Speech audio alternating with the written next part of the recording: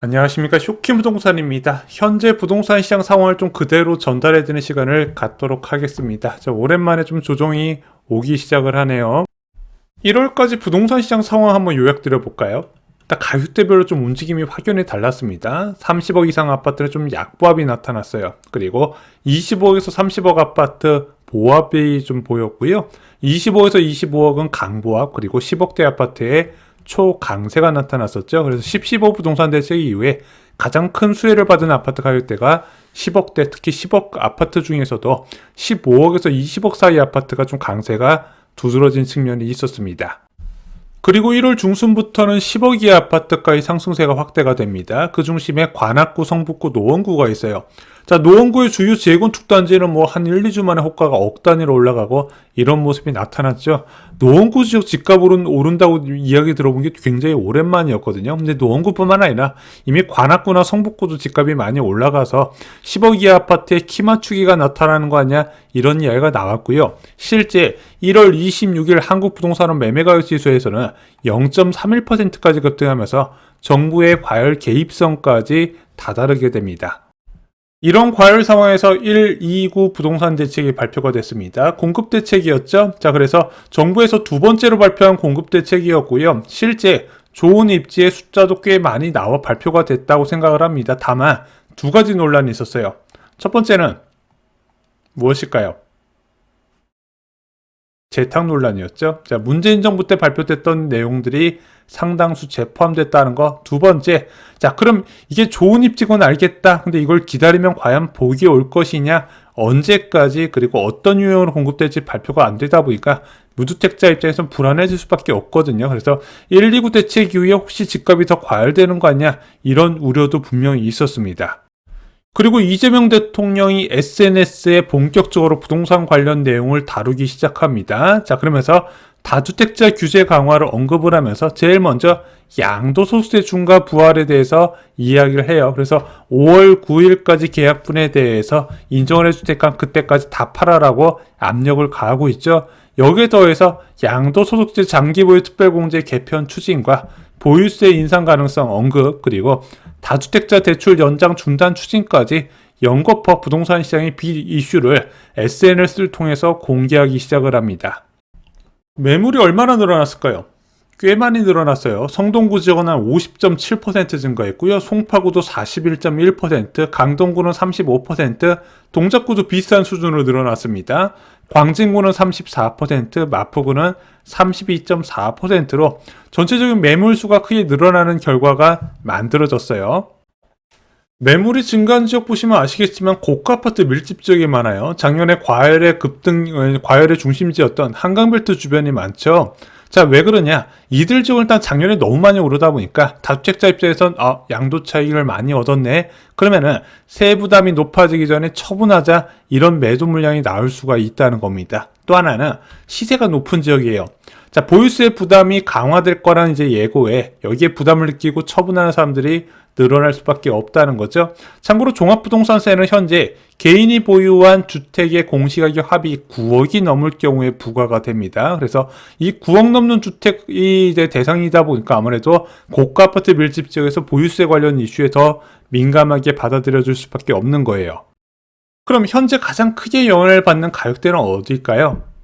일단 30억 이상 초고가 아파트예요. 앞서 설명드렸다시피 6.27 부동산 대책 이후에 거래가 그렇게 많지는 않았거든요. 거래가 없음에도 불구하고 그동안은 매도자들이 버티고 있었다가 지금 팽팽한 균형이 매도자가 늘어나면서 깨져버린 겁니다. 특히 재건축 단지 중심으로 조정이 강하게 나타나요. 여의도 3부 아파트 보겠습니다. 얘가 35억 5천까지 갔는데 현재 31억 5천의 호가가 나와 있고요. 음마아파트는 42억 5천까지 갔었는데 현재 39억 3천의 호가가 책정이 된 상황입니다. 그래서 이제는 재건축에서 10% 이상 빠진 아파트를 찾기가 생각보다 어렵지 않아요. 근데 그렇게 빠졌으면은 올해 12월이나 이렇으면 막 잽싸게 거래됐을 텐데 지금은 또 빠르게 거래되는 측면이 분명히 아닙니다. 매수자들도 좀 더 신중해졌어요.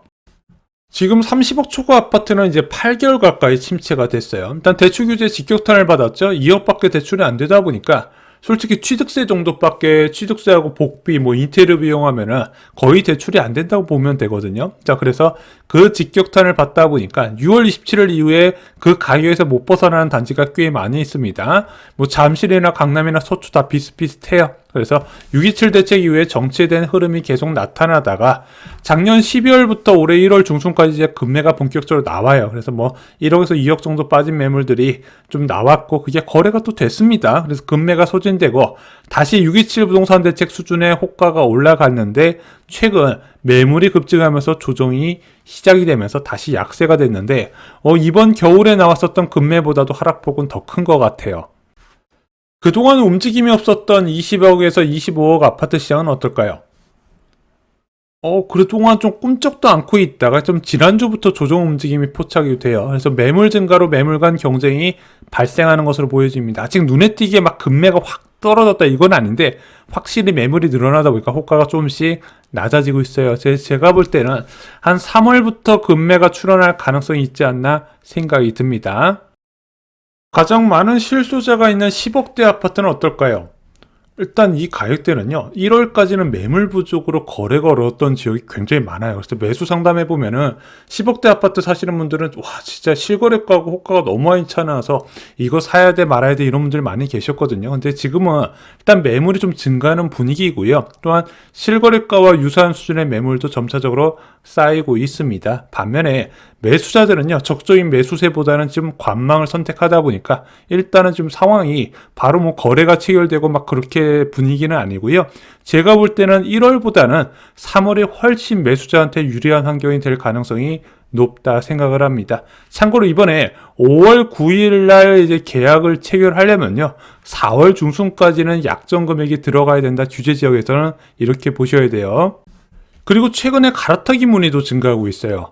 자, 30억대 급매를 매수하기 위해서 20억대를 낮은 가격에 매도하려는 사람, 20억대 급매를 잡기 위해서 10억대를 낮춰서 매도하려는 흐름이 발생하고 있거든요. 그래서 갈아타기라는 기본적으로 갈아탈 아파트가 좀 떨어졌을 때 접근하는 게 좋은데 지금 그런 움직임이 나타나잖아요. 원래 갈아타기는 조정장에서 하는 게 유리해요. 어찌됐든 이런 식으로 갈아타기 매물도 나오다 보면은 이제 거래 좋은 매물들이 많이 출현할 것이고 또 지금 매수자분들도 그래도 이제 급매가 나오면 잡겠다고 생각하시는 분들이 많다 보니까 제가 볼 때는 아마 3월에서 4월 초까지는 좀 거래가 많이 체결될 것으로 보여집니다. 문재인 정부 때도 그랬죠. 이제 파리 부동산 대책 때 이제 양도소득세 중과제도가 발표되고 4월 1일부터 이것이 시행됐거든요. 그 전에 거래가 많이 체결됐다가 그 이후에 거래가 좀 많이 줄어드는 모습이 나타났죠. 이번에도 아마 5월부터는요 거래가 좀 급감한 상태가 이어지지 않을까 생각이 됩니다.